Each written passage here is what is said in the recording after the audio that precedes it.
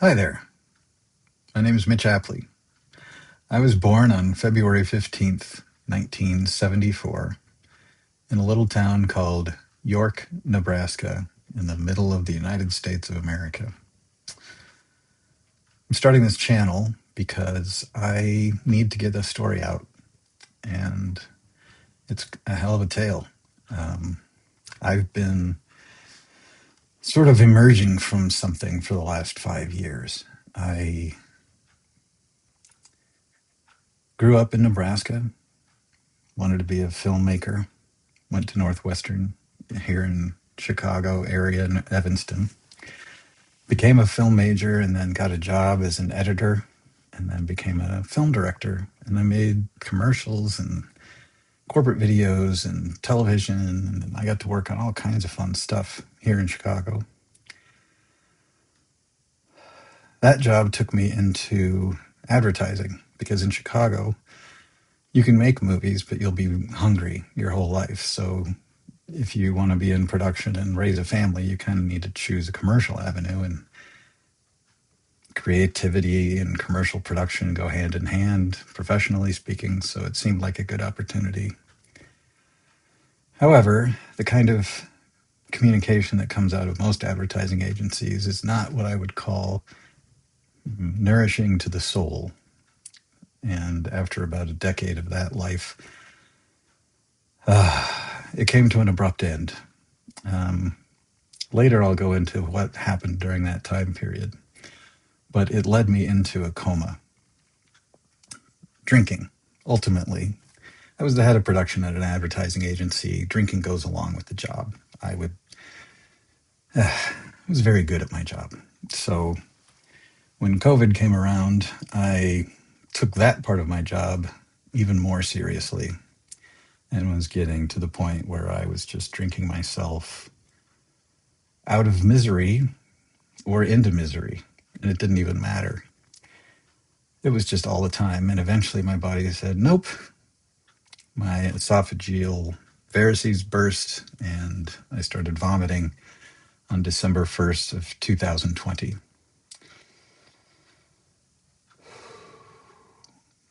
They saved me that night. They sutured up my varices and they got everything under control. But because I was perhaps so pickled from all the alcohol, my body wasn't ready to continue. And in fact, it started shutting right down. They induced a coma. They saved me from other systemic failures. I don't even know all what had to happen. I know that I went into septic shock at some point, and it was not looking very good for me for quite some time. And it wasn't until 37 days later, which happened to be January 6, 2021, that I woke up. It took me another 3 or 4 months to get out of the hospital, during which time I had to completely relearn how to be a human and completely relearn all of the physical parts. I essentially was a helpless baby when I came into this world. I had lost about 80 pounds. I've gained it all back, by the way. I couldn't move my own body. My first month, I couldn't clean myself. People would have to come in and lift me up and take care of me like I was a baby. They were mostly pretty nice about it, but it's not a fun job. I have all the rest of my life to try to pay those souls back for the way they took care of me then. But I'm rambling now. After I came out of that coma, I was lost, completely lost. I lost my sense of identity. I lost my sense of self, and I had no idea what was going on. I didn't know if I still had a job when I came out of there. But I'll tell you, I remember every moment of my time during that 37 days while I was in that coma. And I believe that I was given these memories so that I could share them with the world. And so that's what this channel is all about. You see, I thought I would write a book, and I started writing a book, and I've written hundreds of thousands of words at this point, and I've done a very good job of documenting my memoir of what happened while I was in the coma. So I know my story. What I've come to learn is that I'm not a very good writer, and I don't know how to take this experience and put it into words and put it onto paper and put it into a book so that it can sit on a shelf where people can see it and maybe understand it. I don't know how to do that. I'm sure that there are people who will take this story and turn it into books, and I can't wait to read them. But what I know how to do is make movies. And so I am now the documentarian of my own coma experience.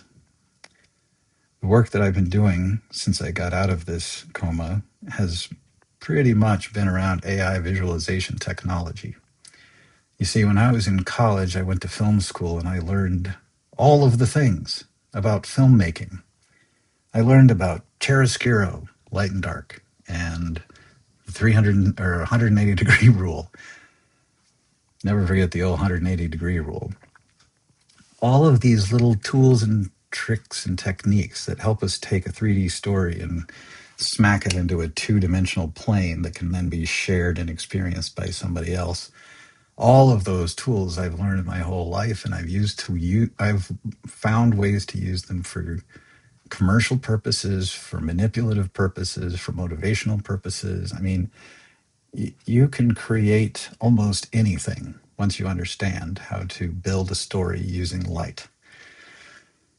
And that's all we are as filmmakers and storytellers and anybody out there who wants to put an idea out there, you know.